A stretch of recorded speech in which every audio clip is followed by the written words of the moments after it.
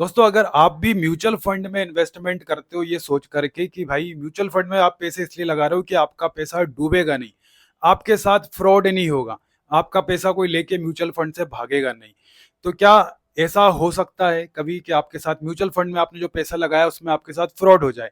तो इस वीडियो में दोस्तों आज म्यूचुअल फंड की हम सीरीज जो चल रही है, आज उसका सेकंड पार्ट है। फर्स्ट वीडियो हमने कवर किया था कल, तो उसमें पूरा म्यूचुअल फंड का हमने एकदम बारीकी से समझा था। जिसको म्यूचुअल फंड का एबीसीडी भी नहीं पता हो तो सारी चीज हमने इंट्रोडक्शन में बहुत अच्छे से बेसिक से समझा था कि म्यूचुअल फंड क्या होता है, ज्यादातर लोग म्यूचुअल फंड में क्यों इन्वेस्टमेंट करते हैं। तो आज दूसरा पार्ट है इसका, और दूसरे पार्ट में आज हम कवर करने जा रहे हैं कि अगर आप म्यूचुअल फंड में इन्वेस्टमेंट करते हैं और आपके मन में अगर डर है कि आपने म्यूचुअल फंड में जो पैसा लगाया है, क्या उस पैसे को कोई लेकर के भाग सकता है, या आपके साथ आपने जो इतना पैसा लगाया उसमें कोई फ्रॉड हो सकता है क्या? तो दोस्तों इसी के बारे में आज हम डिटेल में चर्चा करने वाले हैं।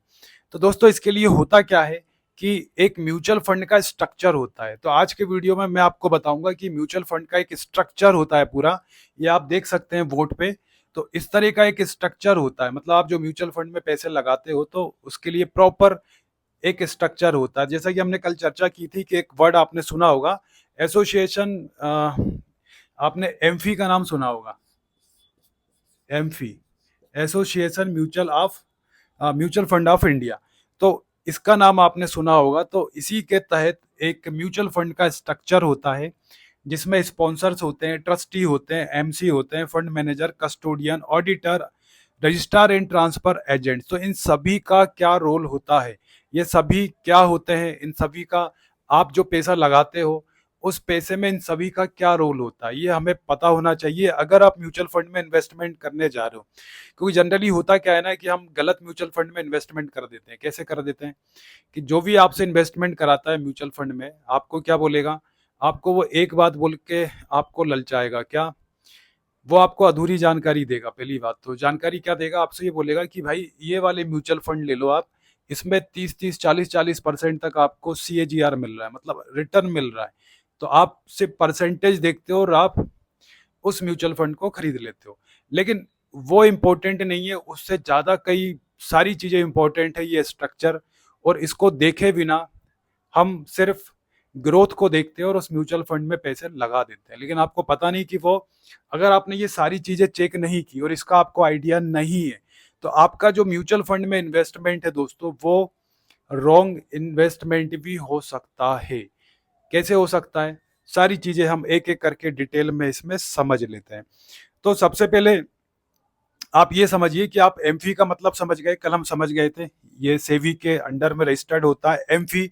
और एमफी क्या करता है, ये पूरे स्ट्रक्चर इसी के अंडर में काम करता है म्यूचुअल फंड का। एक होता है फंड मैनेजर।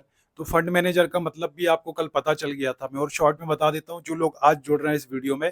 फंड मैनेजर मतलब जो आप सभी, जो लोग म्यूचुअल फंड में पैसा लगाना चाहते हैं, तो सभी लोगों से पैसा इकट्ठा करके म्यूचुअल फंड मैनेजर के पास जाता है, और फंड मैनेजर उसको क्या करता है, शेयर मार्केट में लगाता है, वहां से प्रॉफिट लेता है और फिर आपको ट्रांसफर कर देता है। तो ये जो स्ट्रक्चर आपको दिख रहा है ना, ये वाला स्ट्रक्चर क्या है कि आप किसी भी कंपनी का जब म्यूचुअल फंड लेते हो, भले एक्सिस हो, आईसीआईसीआई प्रूडेंशियल हो, एचडीएफसी हो, टाटा का म्यूचुअल फंड हो, तो सभी में ये वाला स्ट्रक्चर दोस्तों फॉलो किया जाता है। अब इस स्ट्रक्चर को समझना बहुत महत्वपूर्ण है। इस स्ट्रक्चर को अगर आप समझ गए तो आप सही, हमेशा आप जब भी म्यूचुअल फंड में पैसे लगाने जाओगे तो हमेशा आप सही म्यूचुअल फंड का सिलेक्शन करोगे। तो दोस्तों ये वाला जो स्ट्रक्चर है ना, इसको समझने से पहले आप एक एग्जांपल समझ सकते हैं। जैसे मान के चलिए कि आपको एक, आप जमीन में इन्वेस्टमेंट करने के लिए जाते हैं, आपके शहर में आप जहां भी रहते हैं, और आप जमीन में इन्वेस्टमेंट करने का आपने सोचा, लेकिन आप जहां पर इन्वेस्टमेंट करने गए तो वहां पर आपने देखा कि 1000 बीघा जमीन है, 1000 बीघा आपको जमीन अच्छी लगी और आप उसमें खरीदना चाहते हैं। आप लेकिन उस 1000 बीघा जो जमीन है उसकी कीमत कितनी है, उसकी कीमत है दोस्तों 1000, 1000 CR, मतलब 1000 करोड़, 1000 बीघा जमीन की कीमत है। और आप इसको खरीदना चाहते हो, आप सामने वाले के पास गए, लेकिन आपके पास 1000 करोड़ रुपए तो है ही नहीं। क्यों? और आप एक सामान्य व्यक्ति है, मिडिल क्लास व्यक्ति, तो आप उसके पास गए तो आपके पास सिर्फ थोड़े से पैसे हैं, कितने होंगे आपके पास? 10,000, 20,000, 25,000 रुपए। तो आपने कहा कि भाई पैसे तो कम है मेरे पास, लेकिन मुझे जमीन ये वाली पसंद है और मुझे जमीन इसमें चाहिए। तो सामने वाला जो सेलर है वो आपको ये कहेगा कि 1,000 एकड़ जमीन, 1,000 करोड़ इसकी कीमत है, कैसे खरीद लोगे? तो आप उसको बोलोगे कि भाई ये जो जमीन है, जिस तरह से हम शेयर मार्केट में खरीदते हैं, तो उसी तरह से आप जमीन में भी क्या कर सकते हो? आप जमीन में भी अगर आप क्या कर सकते हो, मान के चलो ये जमीन है, तो इस जमीन में आप कह सकते हो कि भाई मुझे इसका इसका एकदम जो 10वां हिस्सा है, कौन सा? इसका 10वां हिस्सा, या फिर इसका 10,000वां हिस्सा, मतलब एकदम जो सबसे छोटा हिस्सा हो उसका आप मुझे शेयर दे दो और मेरे से आप 10,000 रुपये ले लो या 5,000 रुपये ले लो, छोटा अमाउंट। तो वो भी समझ जाएगा कि हाँ, कि ये वाली प्रोसेस तो करना ही पड़ेगा, क्योंकि किसी कोई भी ऐसा व्यक्ति सामने नहीं आएगा जो 1,000 करोड़ की 1,000 एकड़ जमीन खरीद ले। मतलब सिंगल व्यक्ति तो इतना बड़ा अमाउंट नहीं देगा। तो उसका तरीका यही है कि बहुत सारे लोग थोड़ा थोड़ा अमाउंट इकट्ठा करके और उस जमीन मालिक को दे करके जमीन खरीद लें। तो ऐसे ही हम म्यूचुअल फंड में भी करते हैं। क्या करते हैं कि जरूरी नहीं कि आप लाख 2 लाख रुपए आप इन्वेस्टमेंट करो, आप 500, 1,000 रुपए, 10,000 रुपए से आप SIP हर महीने स्टार्ट कर सकते हो, छोटा सा हिस्सा लेकर के। तो अब आगे जो मैं कहना चाह रहा हूँ वो आपको ये समझाना चाह रहा हूँ कि आपकी बात हो गई, आपकी डील हो गई कि आप छोटा अमाउंट दोगे और इस जमीन का सबसे छोटा हिस्सा, मतलब 10,000वां हिस्सा, कितना सा होगा? जरा सा होगा। तो वो हिस्से में आपने शेयर ले लिया। अब शेयर लेने के बाद में आपके पास प्रॉब्लम ये आती है, क्या प्रॉब्लम आती है आपके पास? आपके साथ में प्रॉब्लम ये आती है कि भाई ये जमीन, चलो मैं 10,000 रुपए भी इसमें लगाने जा रहा हूँ, लेकिन आपके मन में एक डर आता है। क्या आता है? कि मैंने जो पैसे दिए इसको अगर, और मेरे जैसे ऐसे कई लोगों ने इसको 1-1 हजार, 2-2 हजार रुपए दे करके अपना जमीन में हिस्सा लिया, जरा जरा सा, जितने में मैं खड़ा हूं, हो सकता है इतना हिस्सा या फिर इससे भी कम हिस्सा। तो क्या गारंटी है कि जो आप पैसा लगाने जा रहे हो उस जमीन में, वो पैसा आपका सेफ रहे? कल को हो सकता है ना जमीन मालिक भाग जाए। जब बहुत सारे लोग 10-10 हजार रुपए, 5-5 हजार रुपए, ऐसे करीब 10,000 लोगों ने पैसे लगा दिए, तो जमीन मालिक के पास तो बहुत सारा पैसा जाएगा। वो जो चाह रहा था 1,000 करोड़ रुपए, उसको 1,000 करोड़ रुपए भी मिल जाएंगे। और जमीन मालिक अगर भाग गया तो वहां पर जो आप निवेशक है, तो आपके मन में एक डर है, तो उस डर को भगाने के लिए आप क्या करेंगे? आप चाहेंगे कि उस बीच में कोई एक ऐसा बंदा आए, एक ऐसा इंसान आए जिस पर मुझे ट्रस्ट हो। तो ऐसा ही सेम दोस्तों क्या होता है? ट्रस्टी होता है। क्या होता है? ट्रस्टी होता है। मतलब यहाँ पे एक ये व्यक्ति है, अब इसको जमीन में अपना शेयर लेना है। तो लेने के लिए जमीन जो मालिक है, मतलब जो जमीन बेच रहा है, वो कौन हो गया? वो हो गया इस जमीन का स्पॉन्सर। इसके बाद में इस जमीन को खरीदने से पहले इस व्यक्ति को बीच में कोई एक बंदा चाहिए जिस पर ये ट्रस्ट कर सके कि कल को ये मालिक भागे ना। तो बीच में होता है फिर एक ट्रस्टी होता है। कौन होता है दोस्तों? ट्रस्टी होता है, मतलब जिस पे विश्वास किया जा सके। तो सेम इसी तरह से ये एग्जांपल मैंने इसलिए लिया कि जब आप म्यूचुअल फंड खरीदने जाते हैं तो उसी तरह से ये उसका पूरा स्ट्रक्चर होता है। और इस स्ट्रक्चर में एक होता है स्पॉन्सर, एक होता है ट्रस्टी। तो स्पॉन्सर मतलब कौन होता है? स्पॉन्सर का मतलब होता है कि जो भी म्यूचुअल फंड को स्टार्ट करे, जो भी म्यूचुअल फंड को शुरुआत करता है, मतलब उस कंपनी की शुरुआत करता है, जैसे कि ICICI prudential mutual fund, HDFC bank का म्यूचुअल फंड। तो HDFC म्यूचुअल फंड को फर्स्ट टाइम मतलब जब भी HDFC म्यूचुअल फंड स्टार्ट हुआ होगा, तो उसको शुरू करने वाला व्यक्ति, उसको बनाने वाला व्यक्ति, या फिर हो सकता है कि वो कोई संस्था हो या फिर कोई कंपनी हो, तो वो जो होता है व्यक्ति या कंपनी, उसे हम कहते हैं स्पॉन्सर। उसे हम क्या कहते हैं? स्पॉन्सर कहते हैं। कि फला कंपनी का जो म्यूचुअल फंड लेके आ रहा है, तो उसको हम स्पॉन्सर कहते हैं। अब इसके बाद में स्पॉन्सर का क्या रोल होता है? स्पॉन्सर मतलब, जैसे मान के चलिए, यहाँ पे मैं लिख देता हूँ, यहाँ पे मैं लिख देता हूँ आपके समझने के लिए, ICICI म्यूचुअल फंड। ये मेरा कोई आपको मतलब रिकमेंडेशन नहीं कर रहा हूँ, समझाने के लिए आपको बता रहा हूँ। ICICI का प्रमोशन नहीं कर रहा हूँ, ये सिर्फ समझ के लिए। तो ICICI म्यूचुअल फंड यहाँ पे मैंने लिखा हुआ है, या फिर कोई भी आप मान लो जो आपका फेवरेट है। तो ICICI म्यूचुअल फंड इसको जो बनाने वाला था वो था स्पॉन्सर। अब स्पॉन्सर ने इस म्यूचुअल फंड को बना दिया। किसने बना दिया? आईसीआईसीआई ने इसका स्पॉन्सर था। तो स्पॉन्सर मतलब यहाँ से फिर आप समझ कनेक्ट कर सकते हैं, ये जमीन थी, इस जमीन का मालिक, इस जमीन का मालिक जो जमीन 1000 बीघा जमीन को 1000 करोड़ में बेच रहा था। तो इसी तरह से जो म्यूचुअल फंड है, तो म्यूचुअल फंड में जो स्पॉन्सर है वो उसका कौन है? आप कह सकते हैं उसको शुरुआत जिसने करी है। अब इसके बाद में आपको जमीन खरीदना था, लेकिन आपको विश्वास नहीं हो रहा था जमीन मालिक पे, तो आपको बीच में एक ट्रस्ट वाला बंदा चाहिए था। तो इसी तरह से जब आप म्यूचुअल फंड में पैसे लगाने के लिए जाते हैं, तो स्पॉन्सर का काम तो ये हो गया कि आप सभी से बोलेगा वो, जिस तरह से जमीन के लिए वो जमीन मालिक बोल रहा था कि भाई सभी लोग आओ और मेरी जमीन से थोड़ा थोड़ा हिस्सा ले लो और बदले में मुझे पैसे दे दो बहुत सारे। तो इसी तरह से जो स्ट्रक्चर है म्यूचुअल फंड का, तो स्पॉन्सर ने कहा कि भाई आप सब पैसे दे दो मुझे, स्पॉन्सर का काम खत्म। अब आप जब पैसे लगा रहे हो म्यूचुअल फंड में, तो बीच में होता है एक ट्रस्टी। कौन होता है? ट्रस्टी होता है। और ट्रस्टी का जो काम होता है, ट्रस्टी का काम होता है कि बीच में आप बीच में आकर के एक ट्रस्ट बिल्ड करना।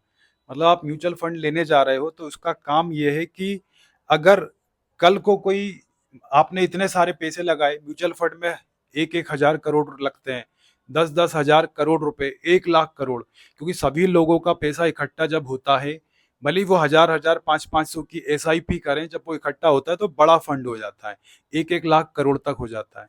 तो इस बीच में उस 1 लाख करोड़ रुपए जो कंपनी, म्यूचुअल फंड कंपनी के पास आया है, तो उसकी कोई इलीगल प्रैक्टिस ना हो जाए, मतलब उसका मिसयूज ना हो जाए। जैसे मिसयूज मतलब क्या होता है कि बीच में कुछ जो मीडिएटर आ जाते हैं, तो मीडिएटर क्या करते हैं कई बार, ये तो स्पॉन्सर हैं, इन्होंने शुरू कर दिया कि भाई सब पैसे दे दो, लेकिन बीच में जो करता धरता है कोई मीडिएटर जो होते हैं, पता चला कि 1000 करोड़ रुपए आया या फिर 1 लाख करोड़ रुपए आया, तो 1 लाख करोड़ रुपए में से 10 हजार करोड़ रुपए बीच वाले व्यक्ति ने चुपचाप निकाल लिए 1 महीने के लिए।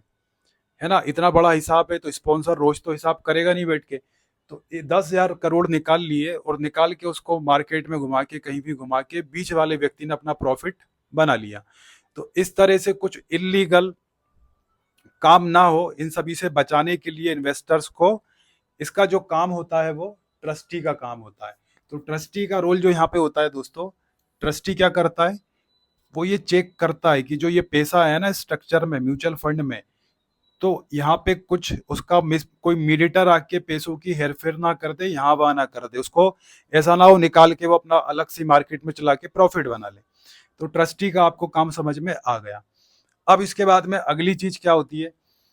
अगली चीज होती है दोस्तों एएमसी। सबसे इम्पोर्टेंट रोल जो होता है वो एमसी का होता है। एमसी में होते हैं फंड मैनेजर। तो सबसे जो मेन प्लेयर खिलाड़ी होता है इस पूरे स्ट्रक्चर में वो होता है फंड मैनेजर। फंड मैनेजर इसलिए कि आपने ये सोच के इसमें पैसा लगाया है कि आप पैसा लगा रहे हो, आप अपने पैसों को प्रॉफिट लेना चाहते हो, पैसे को डबल करना चाहते हो, है ना, जिससे कि आपका पैसा कचरा ना हो घर में रखे रखे।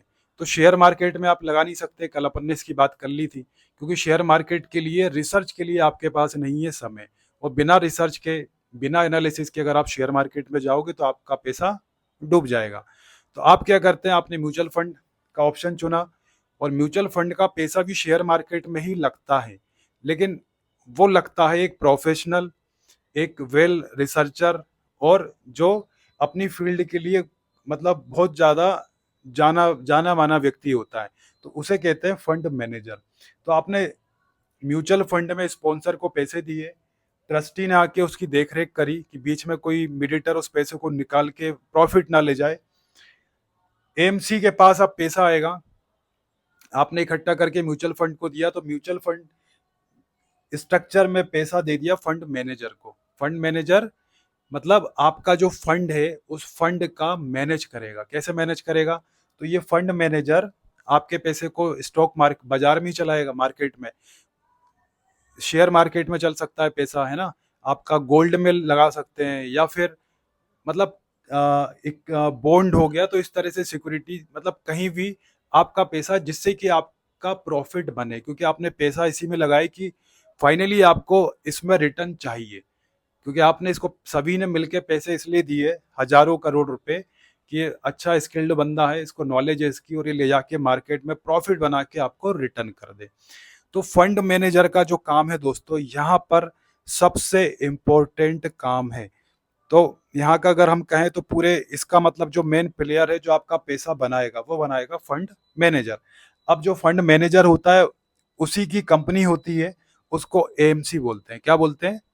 AMC, asset asset management company. Asset management company इसका फुल फॉर्म है, मतलब आपके एसेट को मैनेजमेंट करती है कंपनी, और उसमें जो होते हैं वो फंड मैनेजर होता है, मेन होता है फंड मैनेजर। तो इस इन सभी को जो नियुक्त करता है वो करता है स्पॉन्सर। इन सभी को कौन करता है? नियुक्त स्पॉन्सर करता है, और ये सेबी द्वारा ऐसा रूल में लिखा हुआ है। अब इसके बाद में दोस्तों जो नेक्स्ट है वो है कस्टोडियन। कौन है? कस्टोडियन। कस्टोडियन कौन होते हैं? तो कस्टोडियन का रोल क्या होता है म्यूचुअल फंड में? तो कस्टोडियन मीन्स जिस तरह से हम लोग स्टॉक मार्केट में शेयर्स खरीदते हैं, तो शेयर्स खरीदते हैं जब, तो उसे हम कहाँ रखते हैं? उसे हम रखते हैं डीमेट अकाउंट में। तो मतलब एक तरीके से जो म्यूचुअल फंड है आपका, उसकी जो तिजोरी है, उसकी जो तिजोरी है या उसका जो लॉकर है, वो होता है कस्टोडियन। वो क्या होता है? कस्टोडियन होता है। मतलब हम सभी का जो, हम लोग जो इन्वेस्टमेंट करते हैं म्यूचुअल फंड में, तो इतने बड़े बड़े फंड होते हैं, तो उन फंड्स को भी कहीं हमें सेफ सुरक्षित तरीके से रखना होता है। तो ये काम दिया जाता है कस्टोडियन को। तो कस्टोडियन आपके जो म्यूचुअल फंड्स है, इतनी बड़ी बड़ी रकम के जो फंड्स हैं, तो उन्हें रखने का काम कस्टोडियन करता है। अब जैसे कि हम आईसीआईसीआई म्यूचुअल फंड की बात कर रहे हैं, तो जैसे आईसीआईसीआई म्यूचुअल फंड का आपने म्यूचुअल फंड खरीदा, सभी लोगों ने खरीदा, हजारों करोड़ इन्वेस्टमेंट हुआ, तो उस फंड को आईसीआईसीआई म्यूचुअल फंड क्या करेगा? कस्टोडियन के पास में, कस्टोडियन मतलब तिजोरी, वहां पर ये सुरक्षित रख दिया जाएगा। अब कस्टोडियन में कौन लोग होते हैं? तो इसमें भी दोस्तों बैंक होते हैं। जैसे कि अगर मैं आईसीआईसीआई म्यूचुअल फंड की अगर मैं बात करूं, तो इसमें इसके जो कस्टोडियन है वो है सिटी बैंक, इसके बाद में H S B C, S B I. तो ये सब क्या है? ये सब इसके, ये कस्टोडियन है। तो कस्टोडियन का भी आपको क्लियर हो गया। अब इसके बाद में दोस्तों जो अगली चीज आती है कि आरटीए। आरटीए मतलब रजिस्ट्रार ट्रांसफर एजेंट्स। तो आरटीए मतलब रजिस्ट्रार एंड ट्रांसफर एजेंट्स। तो इसका काम क्या होता है? इसका काम होता है कि आपका जितना भी जो पैसा म्यूचुअल फंड में आ रहा है, तो उन पैसों का, उन पैसों में कोई हेर फेर तो नहीं हो रहा है ना? तो उन पैसों में, मतलब आपका जो एक तरीके से कह सकते हैं हम कि जो रिकॉर्ड है ना आपके पैसों का, जो आपको प्रॉफिट मिलना चाहिए, वो सारी चीजें ये रजिस्ट्रार और ट्रांसफर एजेंट्स इसको मेंटेन करते हैं। मतलब इसे शॉर्ट में आरटीए कहते हैं। तो आप ये समझिए, आपने जो भी पैसा लगाया या फिर आप जो भी फंड खरीद रहे हैं, तो उसको उसका जो रिकॉर्ड होता है, उसका जो रिकॉर्ड होता है उसे मेंटेन करने का जो काम करता है, वो करता है registrar and and transfer agents.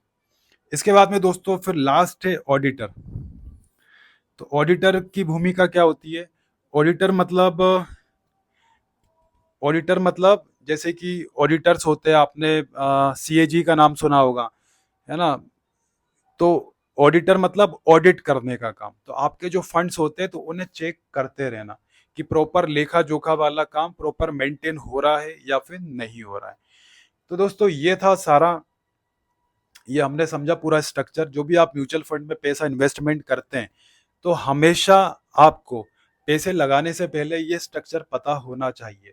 अब ये आपने समझ तो लिया है, अब इसका आप यूज कैसे करोगे? मतलब जब आप म्यूचुअल फंड खरीदने जाओगे, तो ये तो अभी आपने सबका काम समझ लिया है कि भाई, मैं एक बार फिर से रिपीट कर दे रहा हूँ आपको शॉर्ट में। म्यूचुअल फंड आपने पैसे लगाए, तो म्यूचुअल फंड को जो सबसे पहले शुरू करता है वो स्पॉन्सर कहलाता है। इसके बाद में बीच में एक ट्रस्टी होता है, जो देखता है कि पैसों का मिसयूज तो नहीं हो रहा है ना, कोई बीच में चला तो नहीं रहा है, पैसे गायब तो नहीं कर रहा है। इसके बाद में एमसी होते हैं, फंड मैनेजर, इनका मेन रोल होता है ये आपके पैसों से पैसे बना के आपको प्रॉफिट देते हैं। कस्टोडियन मतलब आपके पैसों को सुरक्षित, एक तरीके की तिजोरी, आपके फंड को सुरक्षित रखना, जिस तरह से शेयर मार्केट में शेयर्स को डीमेट में सुरक्षित रखा जाता है। ऑडिटर मतलब लेखा जोखा, ये आपके रिकॉर्ड मेंटेन करते हैं, आरटीए। तो ये आप सब आप इसको समझ गए, ये पूरा स्ट्रक्चर। अब इसका इस्तेमाल करना क्या है, मतलब जिससे आपको फायदा हो, म्यूचुअल फंड लेते समय कभी भी आपके साथ फ्रॉड ना हो, आपका पैसा डूबे ना। तो इसका इस्तेमाल आप कैसे करोगे? जब भी आप किसी भी कंपनी का म्यूचुअल फंड खरीदने जाएंगे, है ना, तो ऐसी करीब 1400 से ज़्यादा कंपनियां लिस्टेड हैं जो अपने म्यूचुअल फंड्स सेल करती हैं।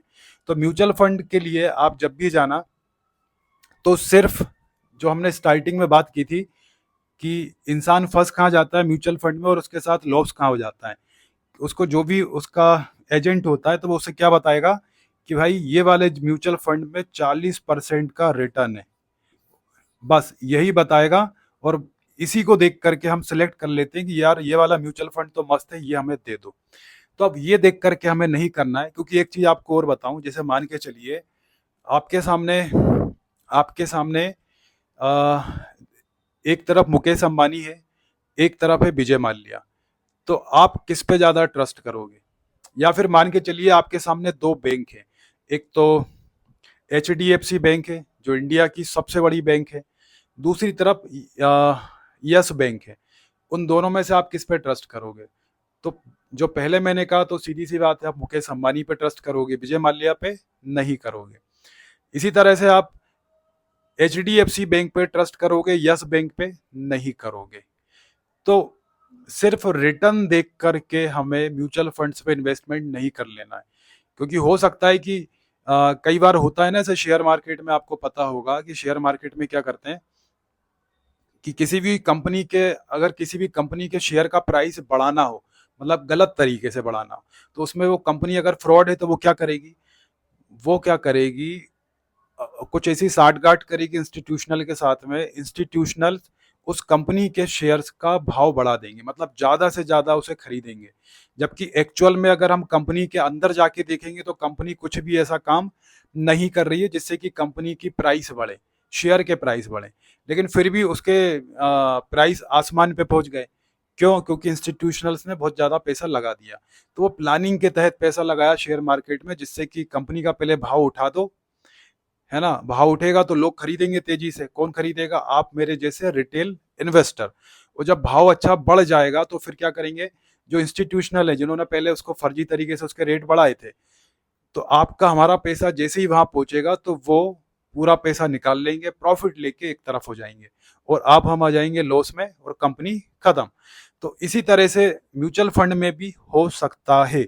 तो म्यूचुअल फंड में जब भी आप लेने जाएं तो सिर्फ ग्रोथ को चेक ना करें, आप क्या चेक करें, आप चेक करें कि भाई उसमें जो स्पॉन्सर है, स्पॉन्सर कौन है। जैसे मैंने अभी आपसे कहा ना कि मुकेश अंबानी है, विजय माल्या है, या फिर एचडीएफसी बैंक है, यस बैंक है, तो ये सब क्या होते हैं, स्पॉन्सर होते हैं। तो स्पॉन्सर में अब जैसे आईसीआईसीआई की हम बात कर रहे हैं, तो इसमें स्पॉन्सर भाई आईसीआईसीआई है।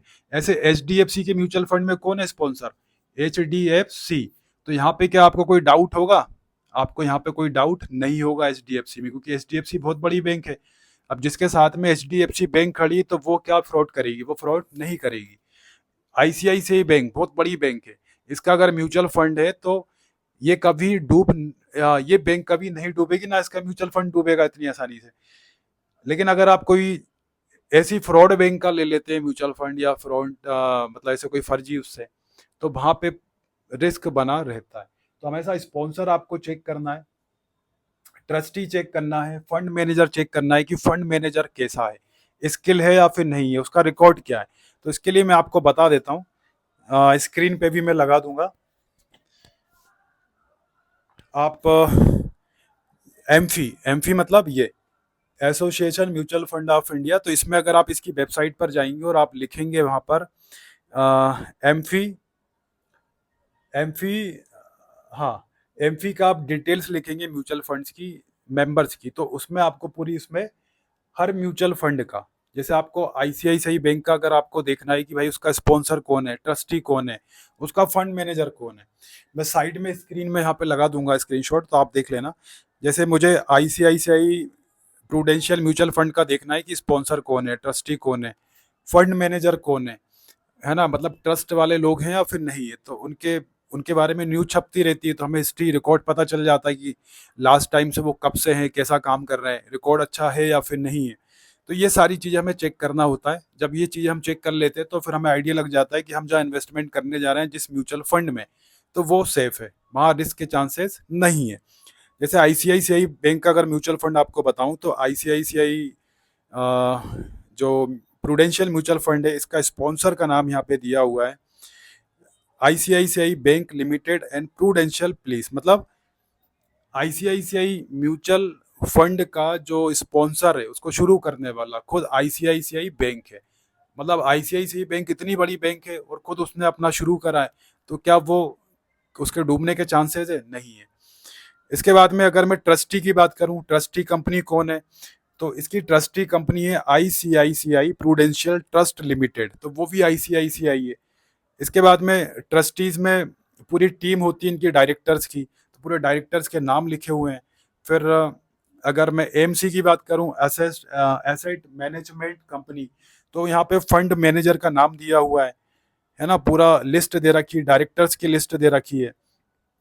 फिर इसके बाद में दोस्तों नेक्स्ट, मतलब पूरी जानकारी इसमें जो मैंने आपको बताई है, पूरे स्ट्रक्चर इसमें नीचे दिया हुआ, name of auditors, name of auditors का भी दे रखा है, SR Batliboi and CO LLP। इसके बाद में कस्टोडियन का भी इन्होंने दे रखा है कि इनका कस्टोडियन कौन है, तो सिटी बैंक है। इसके बाद में HDFC बैंक है, SBI है। फिर रजिस्ट्रार एंड ट्रांसफर एजेंट का भी दे रखा है इन्होंने, computer age management service limited, इसका भी इन्होंने दे रखा है कि कौन है। तो इन सभी को हम कैसे यूज में ले सकते हैं, आप गूगल सर्च करो, आप न्यूज में जाके देखो कि उनकी पास्ट हिस्ट्री कैसी रही है। अब जैसे ये क्लियर हो गया, स्पॉन्सर, ट्रस्टी, एएमसी, ये सब आईसीआईसीआई के लोग हैं, मतलब खुद बैंक है। तो जिसके साथ इतनी बड़ी बैंक खड़ी हुई है, तो क्या वो डूबेगा? नहीं डूबेगा। तो जब भी आप आगे से अगर आप म्यूचुअल फंड में इन्वेस्टमेंट करने जाएं, तो किसी भी के कहने पर सिर्फ परसेंटेज देख के कि इतना प्रॉफिट दे रहा है, सिर्फ ये देख करके हमें म्यूचुअल फंड नहीं लेना होता है। सही डिसीजन क्या होता है, हमें स्पॉन्सर चेक करना है, ट्रस्टी चेक करना है, एमफी चेक करना है। जब ये सारी चीजें सही बैठ जाती हैं, फिर आपको रिटर्न देखना है कि रिटर्न इनमें से कौन सा बेहतर दे रहा है, जिसका बेक सपोर्ट स्ट्रॉन्ग हो। तो दोस्तों वीडियो में इतना ही था, और ये सेकंड पार्ट था। तो अगर आप नए आए हैं तो इसकी फर्स्ट वीडियो अगर आपने नहीं देखी तो आप देख लेना, तो आप इसको ज़्यादा अच्छे से कनेक्ट कर पाएंगे, क्योंकि म्यूचुअल फंड का मैं पूरी सीरीज शुरुआत की है कल से। कल पहला वीडियो था, आज पार्ट 2 है। तो ऐसे अपकमिंग वीडियोज इस पे आने वाले हैं। मतलब म्यूचुअल फंड में अगर आप पैसे अच्छे से इन्वेस्टमेंट करना चाहते हैं, पैसे बनाना चाहते हैं, ताकि आपको बार बार किसी को ना देखना पड़े, किसी से पूछना ना पड़े, ऐसा ना हो कि आपका निवेश गलत म्यूचुअल फंड में हो जाए, बाद में आपको लगे कि यार ये तो गलत जगह कर दिया था, तो ऐसा आपके साथ ना हो। तो ये वाली पूरी सीरीज देखने के लिए आप चैनल को सब्सक्राइब कर सकते हैं, और वीडियो इन्फॉर्मेटिव लगी तो लाइक करिएगा। बाकी आपका कोई भी डाउट हो म्यूचुअल फंड को लेके तो कमेंट करिएगा। चलिए दोस्तों, फिर मिलते हैं नेक्स्ट वीडियो में।